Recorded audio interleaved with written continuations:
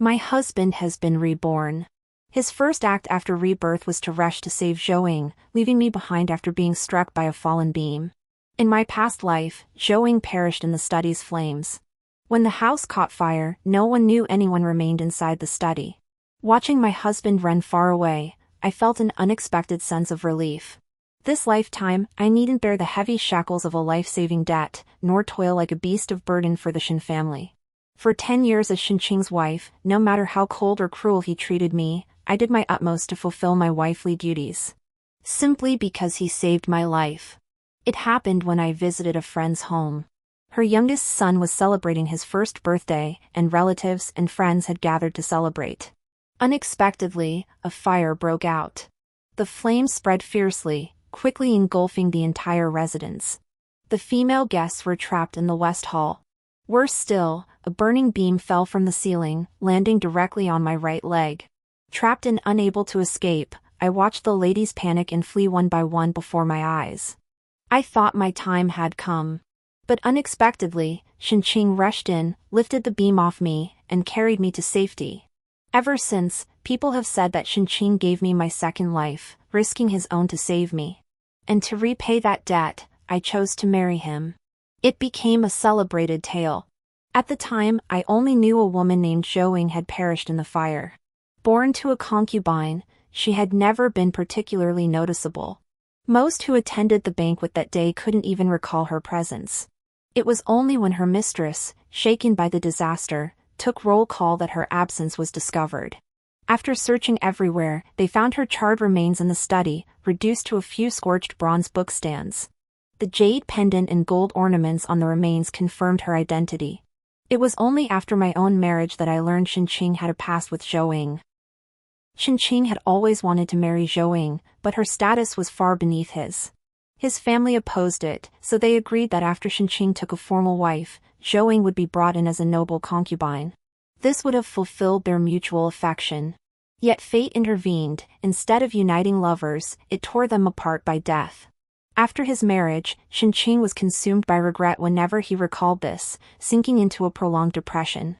Even Shen family elders who had once scorned Zhou Ying's background began to speak fondly of her virtues. The living can never compete with the dead. Besides, after the beam crushed my right leg, it left a scar. The Shen family believed that allowing Shenqing to marry me despite such a flaw was already the greatest kindness.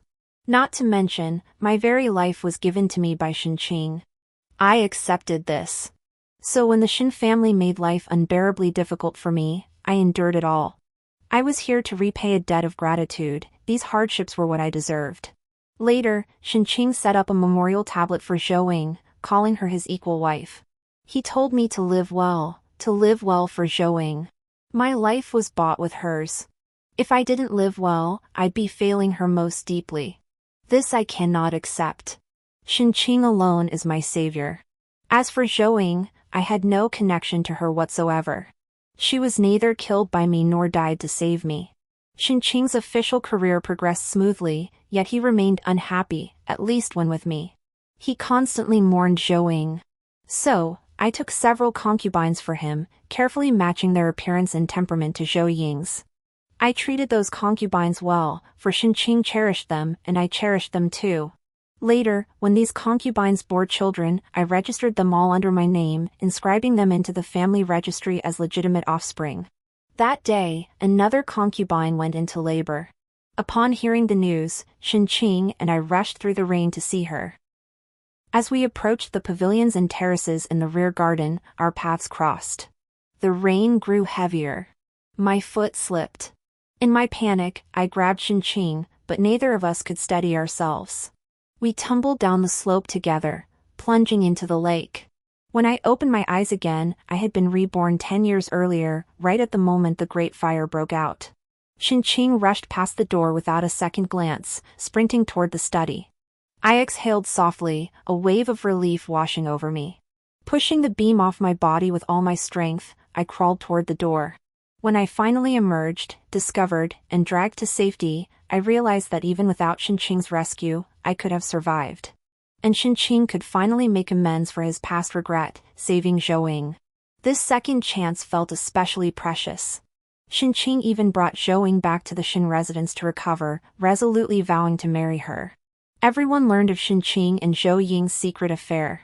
Some praised their love for transcending social conventions, others despised their shameless private meetings, while still others envied Zhou Ying, of humble birth, for winning the affection of Qing, the eldest son of the Shen family. All these reactions meant nothing to me. Holding a steaming bowl of chicken stewed with Angelica, I drank several big gulps with satisfaction. Since reincarnating, I'd eaten 18 chickens, roasted, braised, stewed, marinated. Chicken was my staple at every meal. Because Qing's father disliked chicken, I hadn't tasted a single bite of it during my 10 years as a Shen wife in my previous life. I had believed this lifetime would sever all ties with the Shen family. Yet unexpectedly, Mother came to me that day, her voice brimming with excitement. "Anin, do you remember Qing, the Shen family's young master?" The bowl in my hands nearly slipped from my grasp and shattered. "I don't," I replied calmly, steadying myself. "How could you forget?" Last December at the Plum Blossom viewing, Lady Chen deliberately sought me out to sound me out about arranging a marriage for the Shen family's young master. That happened? I truly had no idea. Every winter in the capital, several Plum Blossom viewing gatherings were held. In truth, these events served as gatherings for marriageable young men and women from various families, all under the guise of admiring the blossoms. I rarely attended, so I was genuinely unaware of what transpired at the garden. I had my eye on the Shen family's young master back then. I planned to exchange birth charts between our families after the new year to see if our horoscopes were compatible. Everything was settled, until the Shen family suddenly went silent. A storm of realization surged within me. So even if Qing hadn't saved me, the Shen family had originally intended to propose marriage to the Liang household? But Qing had insisted on marrying Zhou Ying, and despite the elders' attempts to dissuade him, the proposal was delayed. Later, both sides reached an agreement. Qing would marry his primary wife, and Zhou Ying would enter the household as a secondary wife. I set down the chicken soup. Perhaps the Shen family felt they couldn't match the Liang family's status and abandoned the idea. Though the Shen family was once a prominent clan, by Shen's father's generation, their influence had waned. My Liang family, however, was at the height of its power. Numerous uncles, cousins, and nephews held official positions in the court, and my father had risen to become Vice Minister of Personnel. Mother's face darkened with displeasure. "Liangyin, when did you become so sharp-tongued and opportunistic?" Second Master Shen was granted the title of general to defend the frontier and gave his life for his country. The silk robes and fine food you enjoy today were paid for with his life. It is your Liang family that is unworthy of the Shen family, not the other way around. Her eyes reddened as she spoke. Why get so worked up? I fell silent, afraid to say more. Mother composed herself and continued, "Today, the Shen family sent word to propose marriage. I've had your birth chart prepared. We only await an auspicious day to match it with the Shen family's young master. If there are no issues, this marriage can be settled." I nearly choked on my tea. "Mother, does father know about this?" I asked. Mother's tone was cool. "He's preoccupied with state affairs. Why would he concern himself with such trivial matters?" I stared in disbelief. When had my marriage become a trivial matter? For children of prominent families, a single thread in a marriage could set off a chain reaction. "Mother, we should inform father first." "Never mind that, but rumors are swirling that the Shen family's young master has already pledged his heart to another, betrothing himself to a certain maiden. If that's true, what kind of mockery would it be for them to come courting to the Liang household?" Mother dismissed it. "Those are mere whispers. Even if true, that girl wouldn't be fit for the stage. You remain their intended primary wife, that's why they came to our home to propose." I'd love to pry open Mother's mind and see what's inside. In my past life, Qing saved my life. Father originally intended to express gratitude by giving him silver or advancing his career. But it was Mother who insisted I repay that debt by marrying him. She kept telling me Qing was handsome and noble, that the Shen family was a model of integrity, and even had a general who sacrificed himself for justice. She said marrying into such a family was a blessing earned over lifetimes. Being young and innocent, I couldn't help but be swayed. After marrying into the Shen family, I discovered Qing was no virtuous man. I once sought help from my natal family, expressing my desire for a divorce. Unexpectedly, my mother declared, "You are born a Shen, and you shall die a Shen. The life you have now is one Shen Qing gave you. This debt can never be repaid in this lifetime." By then, my father was gravely ill. I felt utterly hopeless and helpless. Alas, after a decade of hardship, I was no longer that blushing, shy young girl. I chuckled, "Mother, you have a way with words." Before his wedding, that Shen fellow was already chasing after every flower and butterfly, stirring up gossip everywhere. No respectable family's daughter would agree to marry him, yet his family still had the nerve to come to the Liang household to propose. This is too funny not to share with father and the uncles. They should hear it and have a good laugh. Laughing, I rose and strode out the door, moving swiftly, ignoring my mother stomping her foot in anger behind me. Father was naturally absent from the manor at this hour. I retreated to the bamboo grove to ponder this matter deeply. Shen Qing had been reborn. He clearly didn't love me, so why didn't he stop his family from proposing? He could have spent his life with his Zhou. Why couldn't he just leave me alone? It was simply that the Shen family still looked down upon Zhou, born of humble origins, and wanted to marry a young lady from a distinguished family as their main wife. They merely wanted to secure my father's patronage, just as they had in my previous life, to advance their official careers. They simply wanted me to marry into the Shen family and toil like a beast of burden. I gritted my teeth so hard they nearly cracked, shredding the silk handkerchief in my grasp to tatters. That evening, when father returned home, I told him about the Shen family's marriage proposal. He too rebuked mother for her recklessness. Though the Shen family holds prestige, Shen Qing himself has achieved nothing. Moreover, rumors abound about him. How could such a man be considered a suitable husband? And in his right, his proposal to our family is nothing but a joke.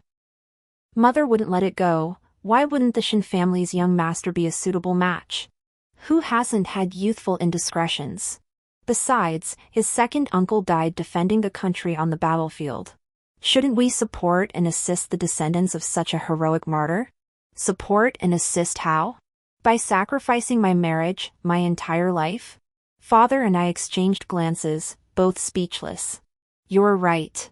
Now that you mention it, I'll simply ensure the Shen family receives favor in court. As for Annen's marriage, we'll make other arrangements. Father cut off mother's argument, and she had no choice but to drop the matter. Whether it was because I'd been reborn or not, some things had changed. My right leg, once scorched by fire, had fully recovered after treatment this time, leaving no scar. I joyfully expressed my gratitude to the doctor, praising his exceptional skill. The doctor, however, looked at me strangely. This wound was very superficial to begin with. As long as you applied the burn ointment regularly, it would have healed completely given time. Then why did I bear such a large burn scar in my previous life? Because of that scar, Shen Qing often looked down on me and even shared this private matter with his mother. Shen's mother said I was a person with a major flaw, and that becoming the legitimate wife of a prominent family was pure luck, that I was unworthy of Shen Qing. Doubt welled up in me. Under what circumstances does a wound leave a scar?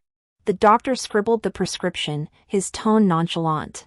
As long as you avoid those absurd folk remedies, like smearing ash or wood dust on the wound, you'll never get a scar. I was struck dumb. In my past life, after Shen Qing saved me, my mother urged me to repay him with my body while smearing ash on my wounds, claiming it was a secret remedy for burns. Later, when my wounds scabbed over and left scars, she said a scarred body made me unfit for marriage into a noble family. The Shen family's willingness to take me was, she insisted, the best match I could hope for. I married Shen Qing not only because he saved my life, but also because this scar made me deeply insecure, ultimately leading me to accept the match. Looking back now, my mother came from a distinguished family and had a personal physician employed in our household. Having been exposed to such knowledge since childhood, she couldn't possibly have been unaware that those secret remedies were harmful.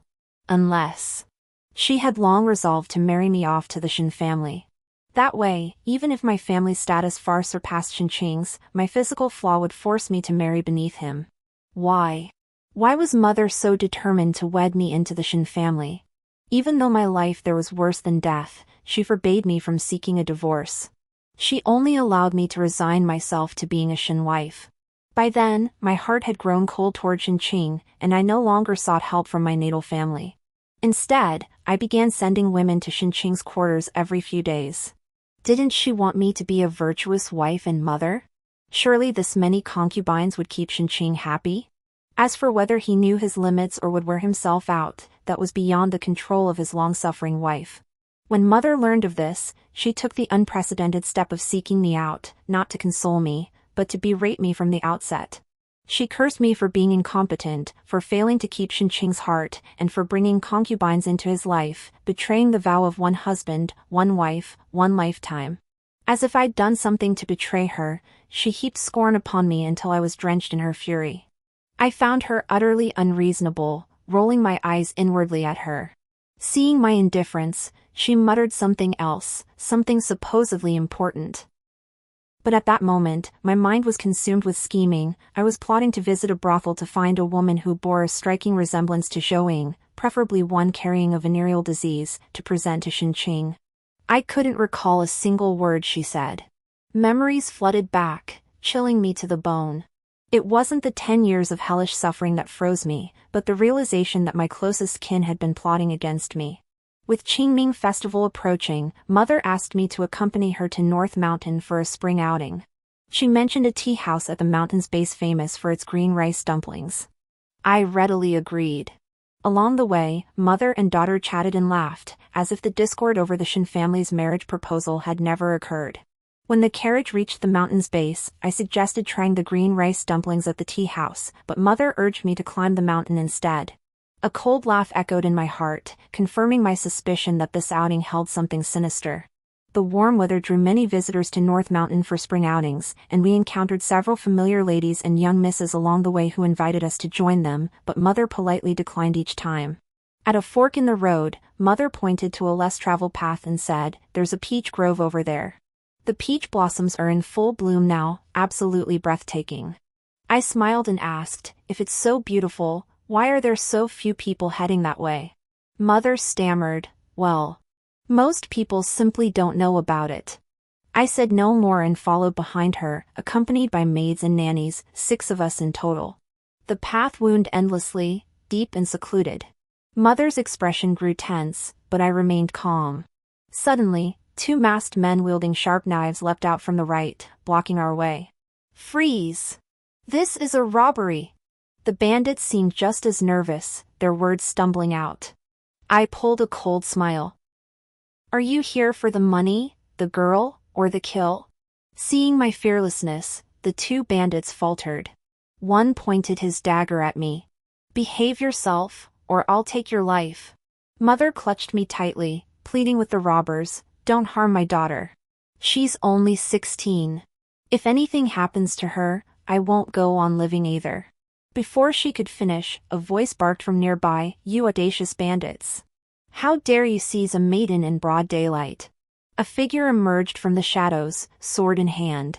I stared in disbelief. It was none other than Shen. He glanced back at me. "Don't be afraid. I'm here." Seeing him, I suddenly felt sick to my stomach. My insides churned violently, and I gagged several times. My mother thought I was frightened and patted my back. "Don't be afraid, don't be afraid. It's young Master Shen. He's here to save us." I pushed her hand away and shouted behind me, "Come out now. Capture the bandits. Double the bounty, plus 10 taels of silver each." No sooner had I spoken than 10 burly men emerged rustling from behind. They swarmed forward, subduing the 2 robbers. I pointed at Shen and him. "They're in cahoots." Before Shen could even react, he was bound hand and foot. Mother stared in disbelief, finally managing to ask after a long pause, "What is this? Who are they?" They were porters I'd hired early that morning at the mountain's base, all tall and burly. I told her I wanted to hike with my elders but feared snakes and insects in the mountains, so I hired them to follow behind for protection. But I also worried they might spoil my mother's enjoyment of the outing, so I instructed them to stay far behind and never let her see them. These porters were all from nearby villages, with entire families living close by.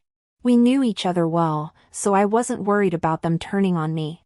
Plus, their rates were fair. I'd expected traps for snakes and insects, but instead, bandits ambushed us. I felt like I'd gotten a bargain. Take them all to the authorities, I sneered. Mother suddenly panicked. Not the authorities. Not the authorities. Taking them there will ruin your reputation. Mother, rest assured. Over a dozen witnesses here can confirm these bandits neither approached me nor committed any indecency. How could that tarnish my reputation? Hearing my words, the porters chimed in, Miss, don't worry. We'll all testify for you. No, no. Seeing the men about to be taken away, Mother hurriedly blocked them. Going to court will still affect you. Gossip will spread, and even your father might be implicated. I pretended to ponder. You have a point. Truthfully, I never intended to take them to court. If the mastermind were uncovered, the Liang family might become the talk of the entire capital. But letting them off so easily is far too lenient. My eyes flashed with malice. Then beat them soundly. Best to break their arms and legs, so they can never do evil again. Mother's face, just beginning to relax, turned ashen again. A lesson will suffice. Breaking their limbs is too much. After all, they didn't truly harm us. Shen Qing, bound nearby, still struggled fiercely. Liang'an, it's me. I'm Shen Qing. I shot him a sidelong glance. Shen Qing? Shen Lu? Beat them all. Beat them to death. Fists rained down on the three like a tidal wave. Listening to their screams, I felt utterly delighted. Back at the mansion, I even whistled. Mother, however, claimed she'd caught a chill and stayed bedridden for days. She refused my care, even declining my daily greetings, insisting she needed quiet rest. In truth, she simply didn't want to see me. This suited me perfectly. I sent a calling card to my dear friend Zhang Yi. Her family had temporarily relocated to the Western Gardens after the fire incident last time. Their house had just been repaired and they'd moved back a couple days ago. Now that they were back, I intended to pay her a proper visit. In my previous life, I never had the chance to see her again. Not long after I married into the Shen family, she accompanied her parents on a diplomatic mission to the western regions, severing all contact with me. Anan, I'm truly sorry for frightening you last time, Zhang Yi said, looking deeply remorseful upon seeing me. I shook my head and smiled. Fortunately, it was a false alarm. By the way, did they determine the cause of the fire this time? Zhang Yi composed herself and lowered her voice. After my father's investigation, he did uncover some issues. However, since no one was injured or killed, the matter wasn't pursued further. I perked up immediately. Tell me about it. Zhang Yi explained that after the incident, the servants searching for the source of the fire found a significant amount of wood shavings at the base of the outer wall of the West Hall, with scattered charcoal dust around the area. The West Hall had been freshly varnished before the incident. Before applying the varnish, the workers sanded the beams and pillars. So, the wood shavings at the wall base couldn't be definitively attributed to intentional action, they might have been left behind accidentally during cleanup. As for the charcoal dust, the mansion had stockpiled several crates of firecrackers for my younger brother's first birthday celebration. It's possible a servant accidentally punctured a firecracker casing while handling them, causing the powder to scatter along the way. Oh, and the fire didn't start out so intense. But those days coincided with a late spring cold snap. The varnish on the beams and pillars hadn't fully cured yet, so it ignited instantly when exposed to flame. After Zhang Yi finished, I couldn't help but frown. So many coincidences? Then what about the Zhou family's daughter? How did she end up in the study? And as far as I recall, the Zhou family holds only a minor 7th rank official position. They're not related to your family at all. Logically, you wouldn't have invited them to the banquet. I asked. Madame Zhou came with Second Lady Qin. You know Second Lady Qin is related to my elder sister-in-law. Madame Zhou managed to connect with Second Lady Qin through some roundabout means. She likely asked Second Lady Qin to invite her, hoping to use this occasion to build connections. As for why the Zhou family's daughter went to the study alone at that time, we don't know either. We intended to question her, but after being rescued by the Shen family's young master, she remained with the Shens and hasn't even seen her own family. Sigh, you're right, the Shen's conduct is utterly reckless. It's only because the Zhou family lacks prestige and actively seeks to climb the social ladder. Had this been any other noble house, the Shen young master's rash actions would have landed him in serious trouble. Yet in my heart, I silently murmured, "Second Lady Qin." I recall in my past life, when I married, Second Lady Qin came to help with my bridal preparations. It was then I learned she had been my mother's close confidant in her maiden days. Having followed her husband to his post early on, she only resumed contact with my mother after returning to the capital these past 2 years. Social connections among the capital's noble ladies were commonplace, yet the way these ties had tangled to link my mother with Zhou struck me as peculiar. Bidding farewell to Zhang Yi, I urged her to stay in touch even after her journey to the western regions. Zhang Yi chuckled, "My father only secured this assignment today, yet you already caught wind of it. Your ears are truly sharp." I laughed it off with a dismissive wave, but just as I turned to leave, Zhang Yi called after me. "Oh, and that Shen cook your mother recommended? She was truly exceptional. She saved us so much face at the banquet. My mother keeps saying she must visit to thank your mother personally." My heart skipped a beat. "Are you referring to Shen the cook, whose ancestors served in the imperial kitchen?" Zhang Yi smiled. "Precisely. Her?" Shen the cook had originally been a cook in my maternal grandfather's household. Later, when my maternal family relocated to the old capital, Shen the cook chose to stay behind. All the banquets in my household, large and small, were entrusted to Shen the cook. In my past life, when I married into the Shen family, my mother feared I wouldn't serve Shen well. She specifically had Shen teach me. Mother instructed me to handle everything personally, to wash my hands and prepare stews, for only then would I be a proper wife. Yet my mother herself never once stepped into the kitchen in this lifetime, never made a single bowl of soup for my father. Inside the carriage, I drummed my fingers against my thigh, my mind racing with fragments of memory, seemingly unrelated yet interconnected in every way. Something crucial seemed to have slipped my grasp. As I strained to recall, the carriage jerked to a sudden halt. "What's happening?" I ordered a maid to investigate. She returned and reported, "Young Master Shen of the Shen family has stopped the carriage. He says he has something to discuss with the young lady." My face instantly turned cold. Hadn't I been beaten enough? That day, the porters had shown mercy after all, sparing their limbs from being broken. I had no desire to see Shen, but the thought of him blocking the road with the carriage inviting gossip made me swallow my disgust and step down. Shen, his face still bruised, looked up at me with an air of superiority. "Liangyan," he declared, "how long do you intend to carry on this charade? If you persist, I will not marry you." My brow furrowed. The man truly had no shame. "What madness has overtaken you, young Master Shen? Coming here to spout such nonsense. Marry me? You? You think you're worthy?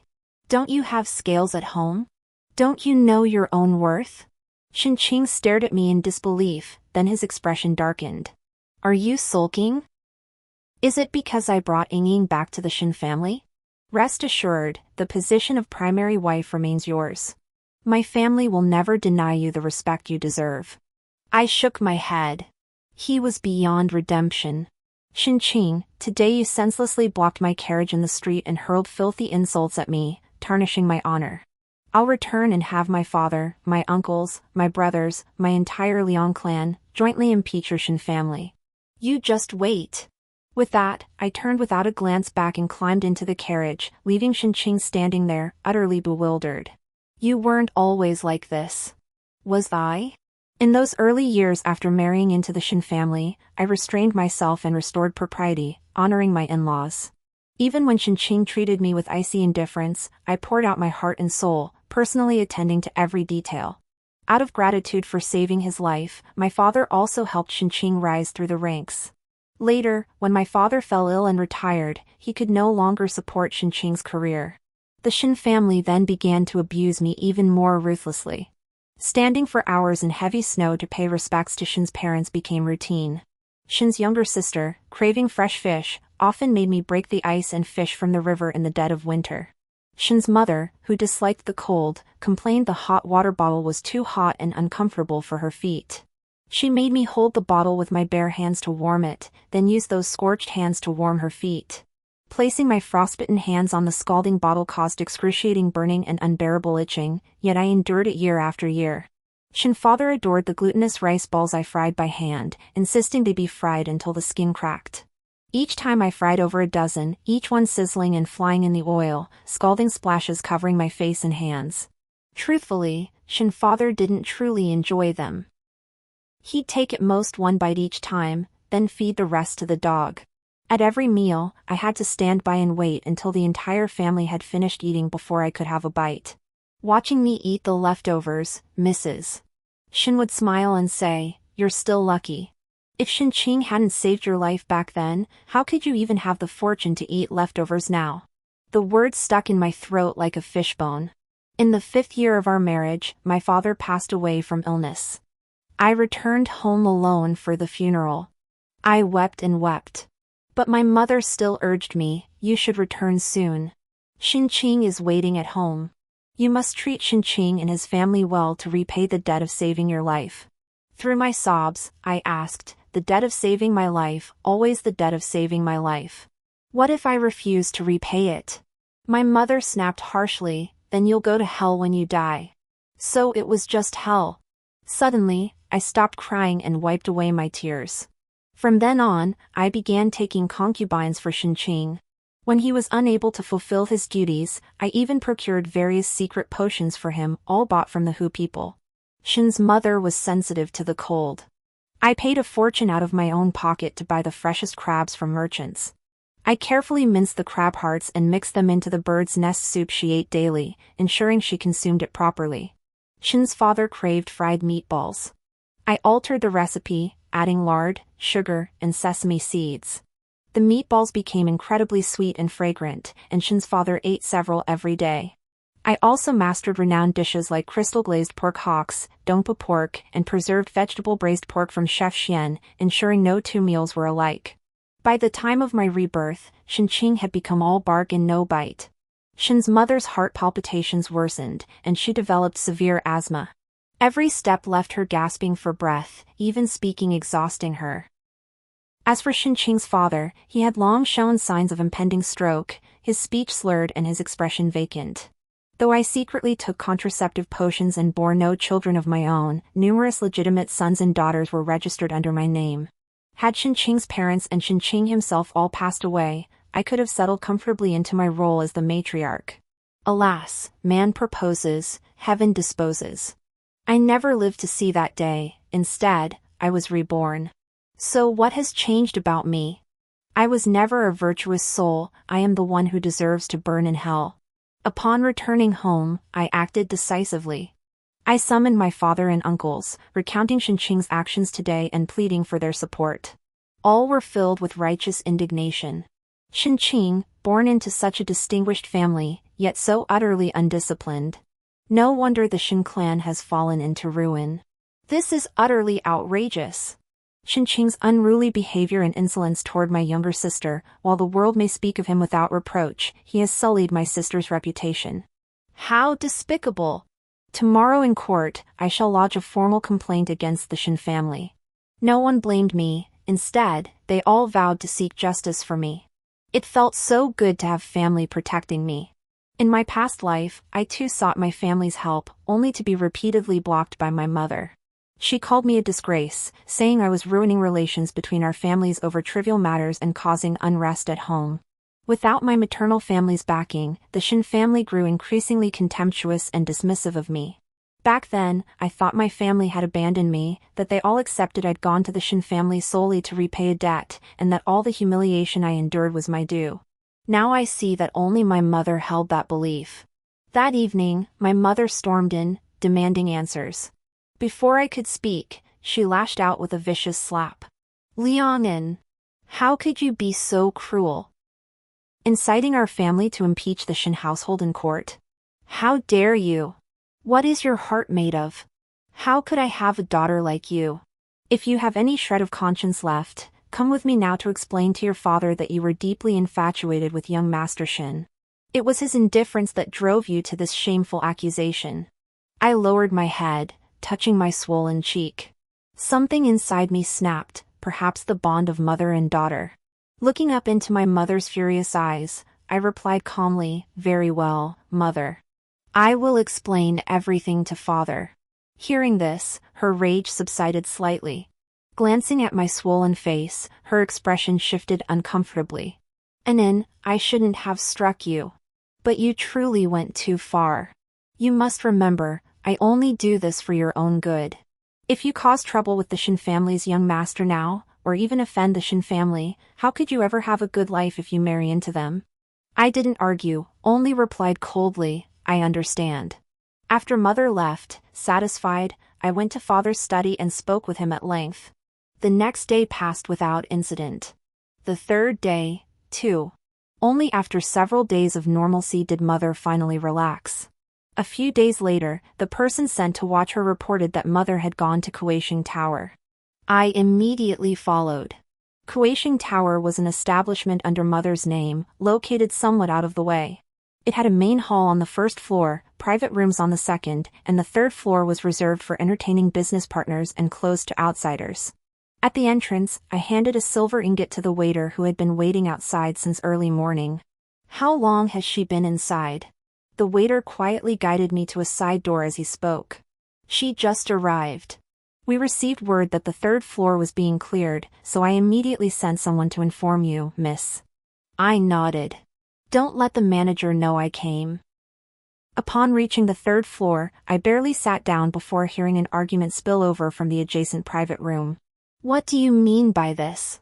You claim some heroic rescue mission, had my Chinger stand guard there, only to have him beaten to a pulp." My eyes narrowed. That shrill voice, I'd recognize it anywhere. It was Shen's mother. "Just the other day, your daughter publicly humiliated my Chinger again. Who does she think she is? Zhong Rong, if you don't want to marry your daughter into our family, then stop treating the Shen household like fools. There are plenty of young ladies eager to marry into the Shens." Facing Shen's mother's fury, my mother's tone was slightly conciliatory. The incident at Beishan was purely accidental. I had no idea Liangin would arrange for someone to follow us. As for her disrespectful words toward young Master Shen, I've already disciplined her. Rest assured, my daughter Liangin will definitely marry into the Shen family. "Mrs. Shen grew impatient. Why do you have to stir up so much trouble every day? Fires, bandits. If you truly want your daughter to marry into our family, it's just a matter of signing a marriage contract." Mother sighed. "You don't understand. My daughter may seem docile on the surface, but deep down she's proud and stubborn, just like her father. If you come directly to propose, first, it might not work out. Second, even if she marries in, she'll be hard to control. But consider this, if the Shen family does her a favor, things will be different. Not only would she serve the Shen family with unwavering devotion, but my husband would also spare no effort in supporting his son-in-law. Don't you want Chinger to soar in his official career?" Mrs. Shen seemed swayed. "You have a point, but the situation is already ruined. What can we do now?" Mother, however, seemed confident. "I do have another plan.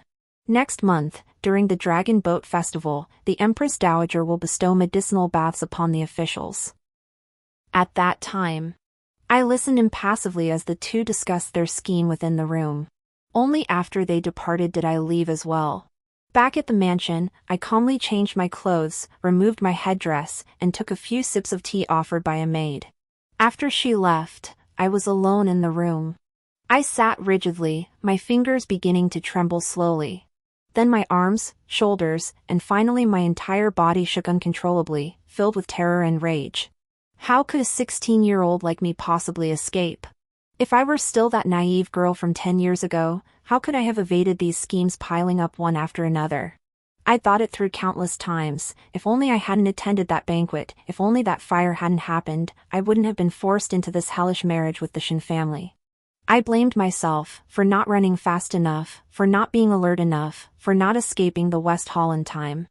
I relived that fire in countless dreams. I ran desperately, ran and ran.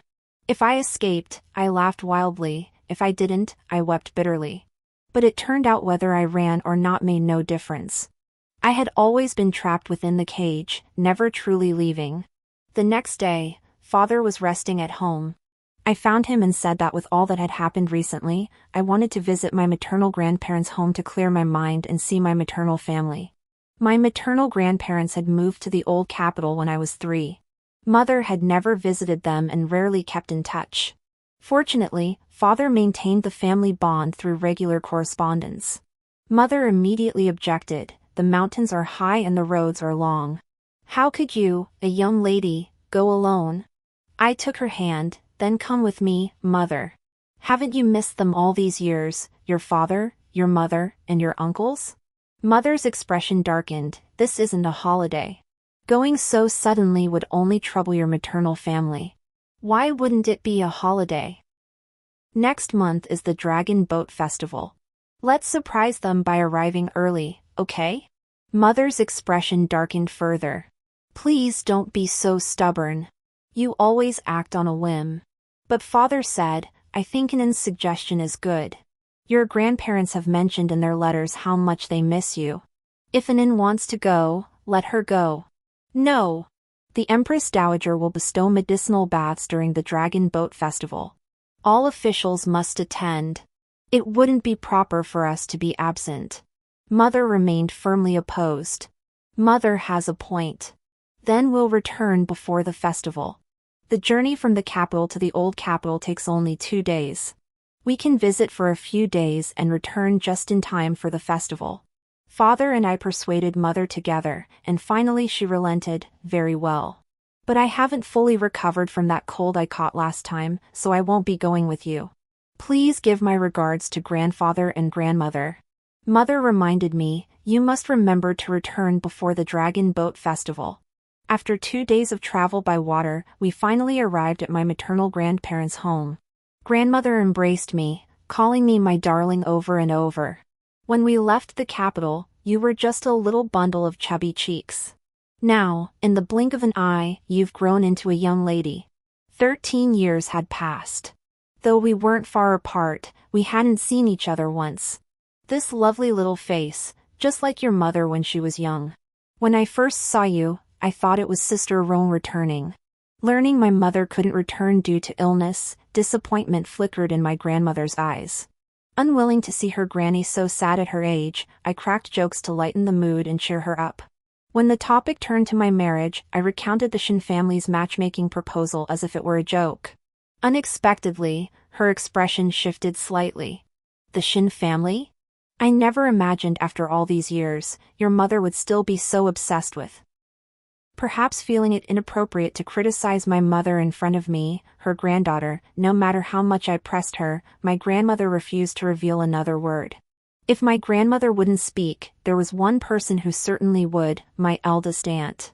Whenever my grandmother mentioned my mother, my eldest aunt, sitting nearby, would reveal an expression of contempt, disdain, even disgust.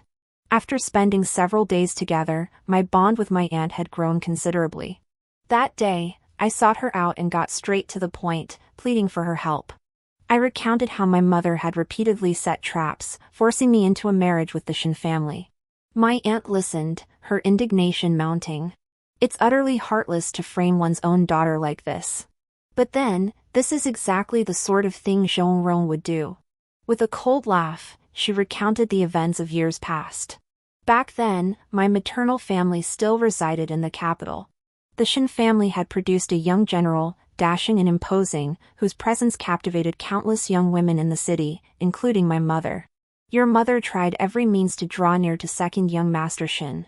But he was wholly focused on military glory, with no heart for romantic entanglements, and rejected her. Later, second young Master Shen was sent to the frontier. He fell in battle and never returned. Your mother was heartbroken beyond measure. She actually intended to go to the Shen household as a widow, to observe widowhood for second young Master Shen. At this point, my aunt's eyes betrayed undisguised contempt and hatred. She completely disregarded the Zhong family's reputation and the future of the younger generation. Dressed in red bridal attire, she carried Shen Erling's spirit tablet, determined to marry into the Shen family. Fortunately, your grandfather and uncle discovered her in time, stopped her, and locked her in the back courtyard. It wasn't until she turned 18 that your maternal grandfather arranged an excellent match for her, your father, and she was finally married off. Only then did the family's anxious hearts settle. I looked utterly bewildered. But didn't Uncle Shen explicitly reject Mother before going to war? How could she still claim to be his widow, even insisting on marrying into the Shen family to mourn him? Didn't the Shen family object? My aunt's disdain deepened. What sort of people do you think the Shens are? After second young Master Shen died in battle, the Shen family spread rumors among the young ladies who had once courted him. They claimed second young Master Shen had originally intended to marry one of them, but the cruelty of war made him fear he'd only burden her, so he painfully rejected her love. How shameless! Even after his death, they still tried to leverage second Uncle Shen's reputation to forge alliances with wealthy families and solidify their own standing. Surely no one would take such talk seriously? The moment the words left my mouth, I regretted them. Sure enough, my aunt snorted derisively. Exactly! What fool would believe such nonsense? Yet your mother, that fool, fell for their lies. She believed Shen Erling truly loved her and couldn't betray that affection. She was determined to marry into the Shen family and remain a widow for Shen Erling. Perhaps she resents us for preventing her marriage to Shen Erling. All these years, not a single letter has come, let alone a visit. Your father, however, has been thoughtful, visiting several times. He's even taken care of all the sons and nephews in the family who went to the capital to take the imperial examinations. For a moment, I didn't know what to say. My aunt looked at me sympathetically and patted my hand. Don't worry. Just stay here with peace of mind. Your marriage is up to your grandmother. I'll see what kind of trouble Zhongrong can stir up. I smiled bitterly inside. I couldn't stay, more important matters awaited me back home. My aunt led me to a courtyard. This is the courtyard your grandmother specifically reserved for your mother. The furnishings and layout are identical to the home your mother had in the capital before her marriage. Your grandmother couldn't bear to part with the furniture your mother used, so she had it all brought here. It's a shame your grandmother's kindness went to waste, my aunt sighed. I stepped into the room. It was clean and bright, clearly well maintained by someone who visited often. The interior was exquisitely elegant, many items reflecting a young woman's thoughtful touches. As I looked around, I noticed that much of the furniture and decor bore a striking resemblance to my own room. That jade begonia was out of style, yet Mother insisted I display it on my dressing table. Then there was the dressing table itself. I preferred rosewood, but Mother insisted I use yellow-flowered wood. Even the patterns on the curtains draped over the four-poster bed were identical. I walked over, touched the headboard, and pulled. Sure enough, there was a hidden compartment. Inside lay numerous ornaments and paintings. I unwrapped a scroll bound in crimson silk. It depicted a young man of noble bearing, clad in silver armor and holding a spear as he sat awares upon a steed, radiating boundless vigor. Yet the man's features bore an uncanny resemblance to Shen Qing. So that's why. No wonder when Shen Qing and I married, Mother's eyes were filled with tears, as if she were seeing someone else through us. No wonder when I took a concubine for Shen Qing, she became so furious, insisting we remain one man and one woman for life. I finally recalled the words she spoke then. She said, "All my efforts to clear your path were wasted." Before the Dragon Boat Festival, I hurried back to the capital. Seeing me return, Mother sighed in relief and discussed with Father which bathing place to visit. Why not go to the pool at Shilinpo? Nestled on the mountainside, the scenery there is quite elegant, Father suggested. Mother shook her head. That's too far. This is just a formality. Let's go somewhere closer. I think the Dong family's courtyard would be convenient, it's nearby. Father frowned. But how can the Dong family courtyard compare to Shilinpo bathhouse? They don't screen visitors by rank, and the crowd is mixed. It might be too much for you and Anin. Mother insisted on going there. I chimed in, let's do as Mother says. We're just checking in, who actually soaks in the medicinal baths anyway? Father seemed displeased. I genuinely want to soak. This imperial bathhouse only opens once a year. You two just don't know how to enjoy yourselves. On the appointed day, Mother and I accompanied Father early in the morning. Mother suggested Father go soak while she took me for a stroll. Though simple, the Dong family courtyard bathhouse covered a vast area, boasting over 40 pools of varying sizes. Many officials and their families merely made a token appearance, strolling about and rinsing their hands and faces with the herbal-infused spring water to fulfill the ritual of a medicinal bath, cleansing away impurities. It looks quieter up ahead. Let's go over there and wring out our handkerchiefs to wipe our faces, Mother said, leading me deep into the bathhouse. She pointed to a pool hidden by trees. It is indeed quieter there. I nodded, about to follow, when Mother suddenly gasped, "Oh dear. My purse is gone. It must have fallen on the path." Go ahead. I'll search for it and catch up. Guards patrolled the bathhouse, barring common folk from entering. With maids and servants accompanying us, nothing untoward would happen. I smiled and agreed. Upon reaching the medicinal pool, a maid said, "Miss, refreshments are prepared on the table over there. We'll fetch some and return shortly." I nodded.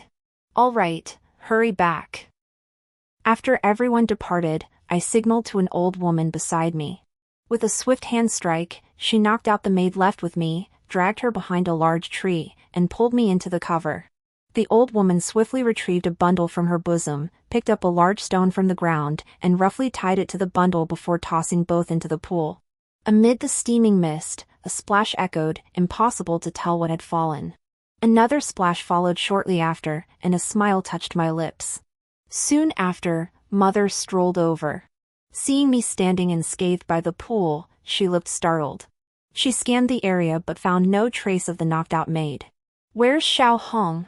she asked. "The pool's steam knocked her out. I had someone take her to rest in the back." Mother's face darkened with irritation as she turned her gaze back to the pool. A breeze swept across the surface, dispersing the steam. "There seems to be someone in the pool," Mother exclaimed, her eyes widening in panic. "Quick, someone save him! Quick, save him!" I stood by, hands clasped behind my back, smiling as I watched Mother call for help. The person pulled out was Shen. Somehow, he had lost consciousness in the pool. Alongside him were several silk towels and bath robes used for soaking. Shen had been unconscious underwater too long and had inhaled a significant amount of medicinal powder from the hot spring water, damaging his heart and lungs. He was essentially crippled. Mother was deeply shaken and actually fell ill.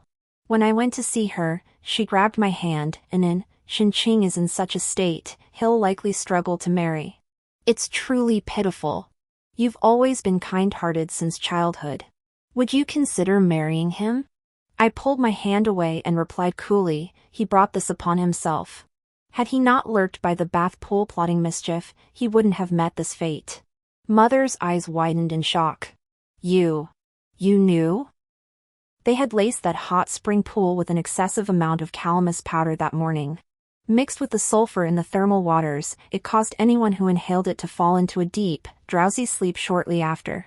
If I had then accidentally fallen into the pool, Shen would have appeared to rescue me. After medical examination, it would have been concluded that I suffered physical discomfort from excessive soaking in the medicinal bath. Had no one rescued me in time, my life would have been in grave danger. With the debt of a life saved and the physical closeness of being rescued from drowning, I'd have no choice but to marry Shen. That was the plan my mother and Shen's mother had devised that day. My role was to play along. The bundle that fell into the water contained not only excessive calamus powder but also excessive sulfur powder. When it sank, Shen assumed I had fallen in. As planned, he jumped in to save me. He lost consciousness after just a few strokes. The pool water was from a natural hot spring. By the time he was rescued, the medicinal powder had long been dispersed. The world would assume his drowning was an accident caused by overindulgence in the bath. I merely employed their own scheme. You have a heart of stone." Mother gritted her teeth, pointing at me. "Could I possibly be as ruthless as you?" I replied calmly. "The fire at Zhang Yi's residence, the bandits on North Mountain, which of these wasn't your doing? You had Second Lady Qin bring Lady Zhou to the banquet, bribed the Imperial kitchen maid to secretly plant charcoal powder to start the fire, and lured Zhou into the study. Xiao Hong was your accomplice, wasn't she? During the fire, she deliberately led me into a corner, delaying my escape. Thankfully, I'm resilient. Even after being struck by a beam, I managed to flee. Mother shook her head. I never expected the beam to fall. I didn't mean to harm you. I only wanted what was best for you, to ensure your marriage into the Shen family went smoothly. You're the one who wanted to marry into the Shen family, aren't you? I exposed her without mercy. It was you who longed to marry Uncle Shen, not me. I'd gladly see the entire Shen family die. You know everything. In an instant, my mother looked utterly defeated, but then her eyes lit up again. You're your mother's good daughter. I beg you to marry Shen Qing. Do it to fulfill your mother's lifelong wish, to make up for the regret of my youth. Please? Mother looked at me imploringly. I shook my head. Shen Qing is finished. To repay your kindness in raising me and for everything you've done to me, I'll tell father that you suffered mental trauma from the fire incident and need to recuperate at the estate. I had already told father last time that mother seemed off, her mind was unfocused, and her actions were erratic. I asked him to keep a close eye on her. Tell your father? Mother's eyes turned cold. I advise you not to disturb him. His health is already far worse than before. Are you referring to that recipe for incompatible foods that Shen the cook gave you? At this, hatred surged within me. Father was the most innocent victim in this entire affair. His only mistake was marrying my mother, this madwoman, who hastened his untimely death in his previous life. Mother's rage boiled over. She lunged toward me, her hand raised. Liang'an. You're my daughter. How dare you side with them? It's all their fault I couldn't marry into the Shen family. I backed away while calling out to the servants, quick. Someone go fetch the doctor. Mother seems to be having another episode. The barbarian medicine was truly potent. Just a few doses slipped into Mother's tea had left her delirious, baffling even the doctors who couldn't diagnose the cause. I persuaded father that the capital's bustling crowds and gossip weren't conducive to recovery. It would be better to send Mother to the country estate to recuperate, bringing her back once she was well. Though heartbroken, father accepted my suggestion and sent Mother to the estate closest to the temple. A year later, I heard Mother had suffered another episode. Accidentally knocking over a candle, she burned herself to death in her room. Father and I were overcome with grief. But life must go on. Father entrusted my maternal family in the old capital to find a suitable match for me. The old capital was home to many established families, with numerous talented young men. Some time later, tragedy struck the Shen household. A concubine surnamed Zhou, unable to endure her in-laws' abuse, poisoned the family's food, killing several. Shen Qing, who ate separately, narrowly escaped. Witnessing his family's horrifying deaths, he coughed up blood, muttering, "This can't be right, this can't be right." My family was harmonious, with many wives and concubines, and children filling the hall. This shouldn't be happening to me. Zhou, you poisonous woman. It's all your fault. You should be the one dead, you should be. I no longer cared much. My maternal grandmother and eldest aunt sent over several more albums of portraits for me to choose a husband from, which gave me a terrible headache. Zhang Yi wrote, describing the customs and scenery of the western regions and inviting me to visit. I was deeply tempted. In my reply, I asked, do they have chicken to eat in the western regions? Father's health has largely recovered. I heard the Minister of Personnel recently retired to his hometown. Father is the most likely candidate to succeed him. Life truly feels more hopeful day by day. Zhong Rong, side story. One moment I was being consumed by flames, the next I found myself reborn at 18. Father and the others intend to marry me off to the Liang family's eldest son. How could the Liang family's eldest son ever be worthy of me? In this world, no one but Erlang has the right to marry me. In my past life, I was dragged into a wedding palanquin to marry Liang Xian, though I never loved him. After bearing our daughter, I refused to share his bed. Thankfully, my daughter was sweet. She grew more like me each day, seeing her was like seeing my younger self. At that plum blossom viewing, I saw Erlang's nephew, Shen Qing. He bore such a striking resemblance to Erlang. That moment, I resolved to marry my daughter to him. It was as if I had married Erlang myself. But my daughter turned out just as detestable as her father.